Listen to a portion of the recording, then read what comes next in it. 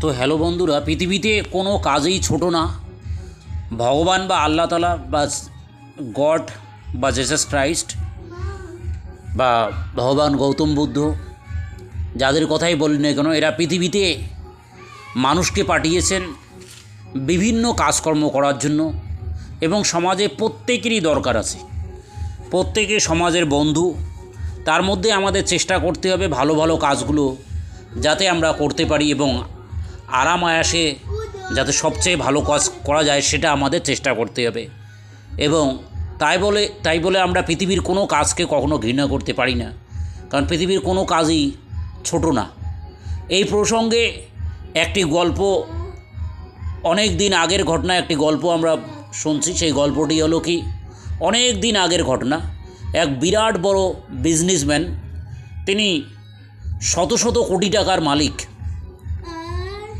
কত হাজার কোটি টাকার মালিক সে নিজেও জানে না যে এত কোটি টাকার মালিক।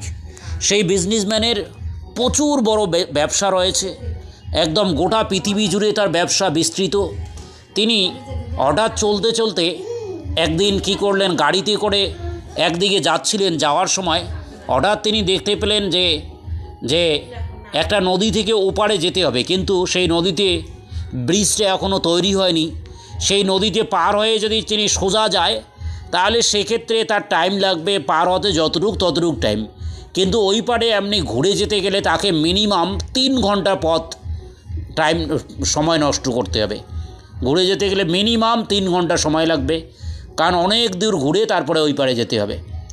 তা সেই যে বিজনেসম্যান, তিনি নদী পার হবেন এবং তিনি সিদ্ধান্ত নিয়েছেন যে আগামী দিনে তিনি এই নদীতে ব্রিজ তৈরি করে দেবেন এবং আগামী দিনে তিনি নদীর ওপারে কি হচ্ছে যে অন্য কিছু বড় ধরনের প্রজেক্ট তৈরি করবেন।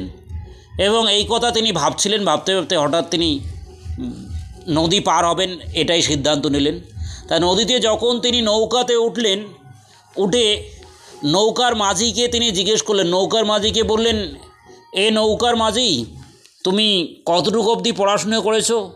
নৌকার মাঝি বলল, না, আমি তেমন একটা পড়াশুনো করতে পারিনি, কারণ ছোটোবেলা থেকে আমার অর্থনৈতিক অবস্থা খুব খারাপ ছিল, আমার পড়ার মতো কোনো সামর্থ্য ছিল না, আর গ্রামে তেমন ভালো স্কুলও ছিল না, ফলে বিশেষ একটা আমি পড়াশুনো করতে পারিনি এবং পড়াশোনার জন্য টিচারকে বেতন দেওয়ার মতো আমার সামর্থ্য ছিল না, বা কেউ আমাকে শেখায়নি ঠিক মতো, ফলে তেমন একটা পড়াশুনো হয়নি।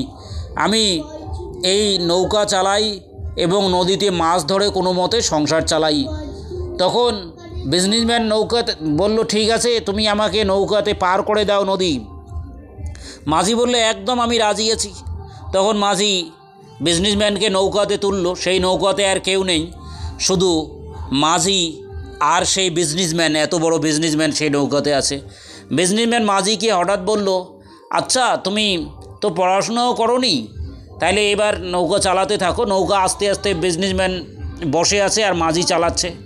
চালাতে চালাতে সেই নৌকার মাঝি বিজনেসম্যানকে বলল, আচ্ছা, তুমি পড়াশুনো করোনি, তো তুমি একটা কাজ দেখেছো কোনো দিন, তাজমহল দেখেছো তুমি? তখন মাঝি যখন এই কথা শুনলো, মাঝি বলছে, না, আমি তাজমহল কী করে দেখব? তাজমহল দেখতে গেলে দিল্লিতে যেতে হবে, আগ্রাতে গিয়ে তাজমহল দেখতে হবে, আমার পয়সা কোথায়? সেরকম পয়সা তো আমার নেই। আমি যা সারা দিনে ইনকাম করি সেই টাকাতে কোনো মতে আমার সংসার চলে। আমি মাঝে মাঝে কাউকে নদীর এপার ওপার করাই আর মাঝে মাঝে মাছ ধরি নদীতে, এই করেই আমি সংসার যাপন করি। তারপরে বিজনেসম্যান, তার যেন হোশে নেই, সে তারপরে জিজ্ঞেস করলো, আচ্ছা, তুমি কি কোনো দিন ফ্রান্সে গেছো, প্যারিসে? তখন মাঝি বলল, ও সময়ের আমি নামে শুনিনি, শুধু ফ্রান্স শুনেছি, কোথায় প্যারিস, কী সমাচার, আমি সেসব কিচ্ছু জানি না। তখন বিজনেসম্যান আবার তাকে জিজ্ঞেস করলো, আচ্ছা, তুমি কখনো কি টেমস নদী দেখেছো? বলছে, না, আমি ওসব টেমস নদী আমি কী করে দেখব? টেমস নদী, বলছে, লন্ডনের টেমস নদী কত না সুন্দর, তুমি এগুলো দেখোনি? বলছে, না। বলছে, তুমি মাউন্ট এভারেস্ট, হিমালয়ে গেছো? বলছে, না, আমি হিমালয়ে কি করে যাব? আমি হিমালয়ে যাওয়ার মতো আমার পয়সা নেই, কিছুই দেখিনি। বিজনেসম্যান তখন বলল, তাহলে তুমি কি করলে? না তুমি তাজমহল দেখেছো, না তুমি হিমালয় দেখেছো, না তুমি টেমস নদী দেখেছো। আচ্ছা, তুমি কি কোনো সমুদ্রের বিচে গেছো? বলছে না, সমুদ্রের বিচে আমি কি করে যাব, আমি তো শুধু এখানেই কেবলমাত্র একটাই কাজ করি, নদীতে প্রতিদিন ঘুম থেকে উঠে নদীতে মাছ ধরি এবং নদীতে নৌকা চালাই।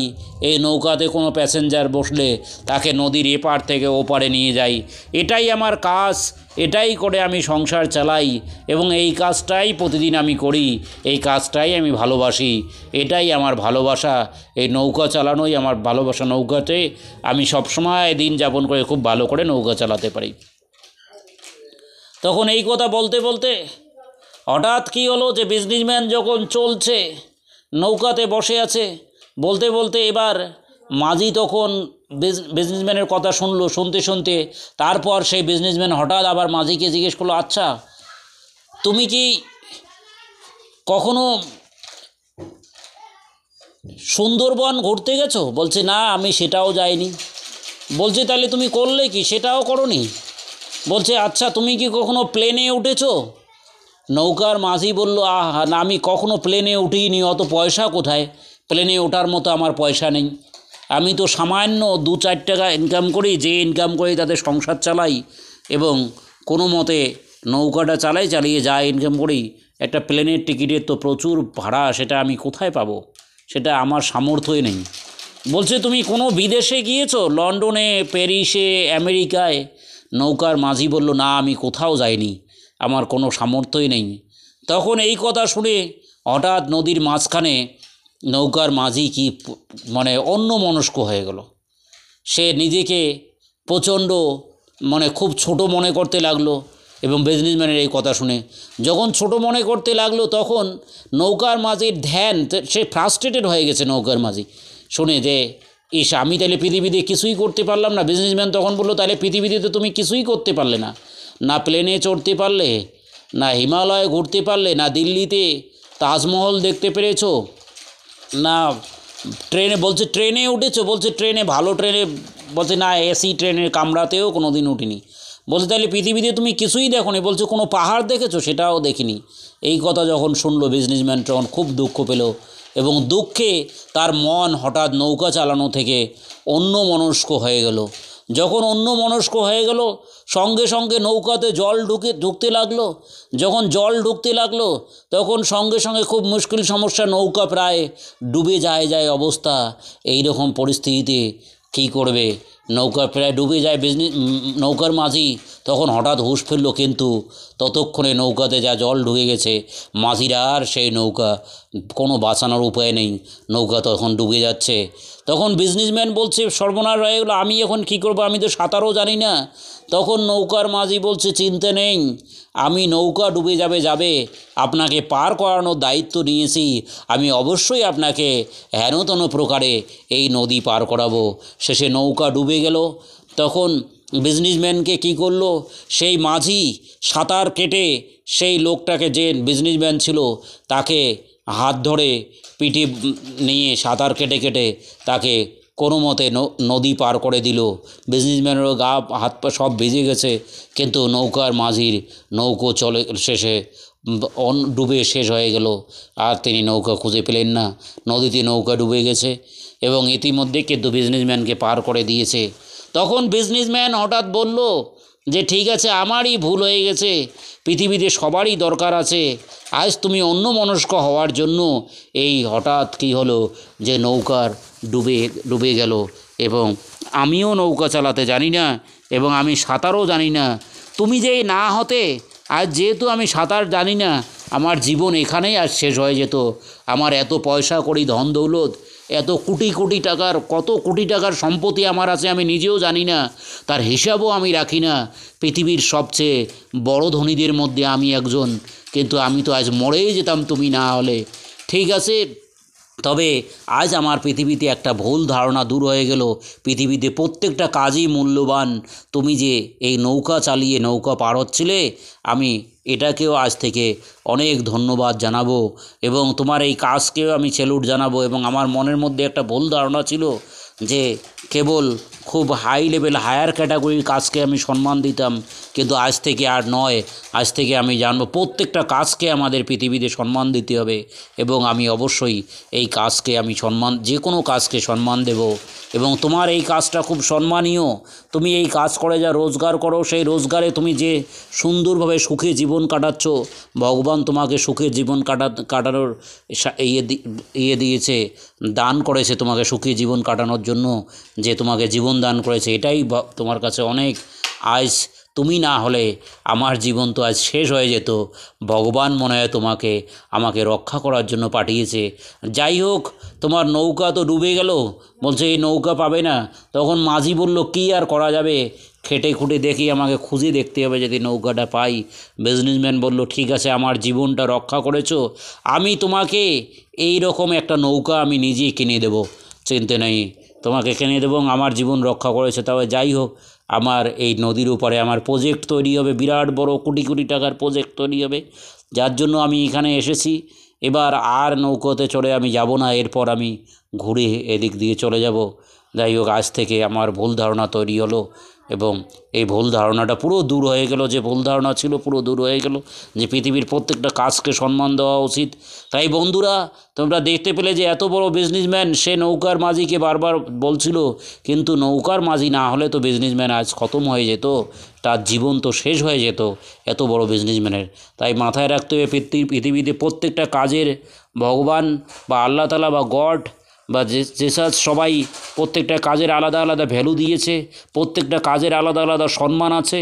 প্রত্যেক কাজকে সম্মান করতে হবে, প্রত্যেক কাজকে স্যালুট জানাতে হবে, এবং প্রত্যেকটা কাজ, সে যে কাজই হোক, নৌকাতে করে নদীতে মাছ ধরা হোক, নদী পারাপার করে মাঝির কাজ করে নদী এপার ওপার পার করে দেওয়া হোক, বা যে কোনো কাজ হোক, সেই কাজটা সে যখন ভালোবেসে করবে এবং সেখান থেকে মেহনত করে সে যা ইনকাম করবে, সেই ইনকামের পয়সা দিয়ে সে যতটুক পৃথিবীতে যে কাজই করুক না কেন, সেটাই মাথায় রাখতে হবে আল্লাহ তাআলা বা ভগবান বা গড তাকে ততটুক দেখার বা ততটুক উপভোগ করার সামর্থ্য দিয়েছে।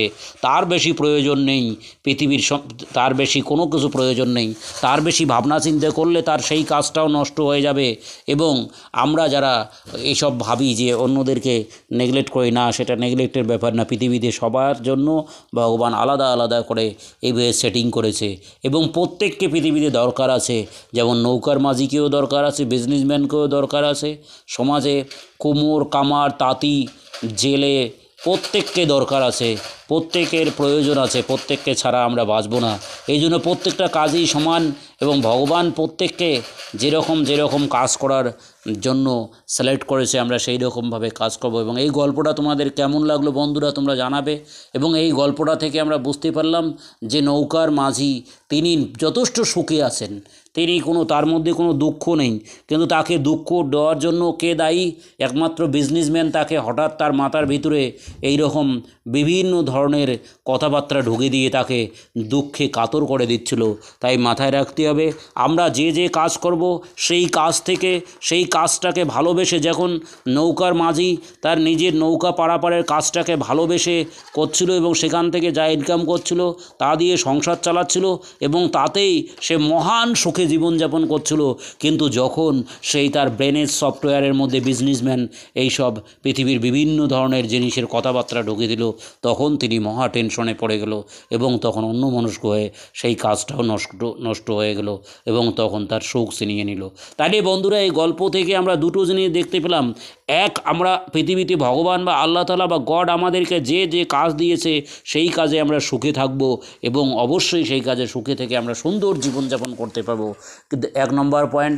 2 নম্বর পয়েন্ট, আমাদের সুখকে নষ্ট করে দেওয়ার জন্য পৃথিবীতে অন্য কেউ, যে কোনো বিষ বা পয়জনাস এই ধরনের লোকজন এসে আমাদের ব্রেনের মধ্যে এই ধরনের কী করতে পারে, সেই সুখকে যে কোনো মুহূর্তে নষ্ট করে দিতে পারে। কি করে নষ্ট করে দিতে পারে?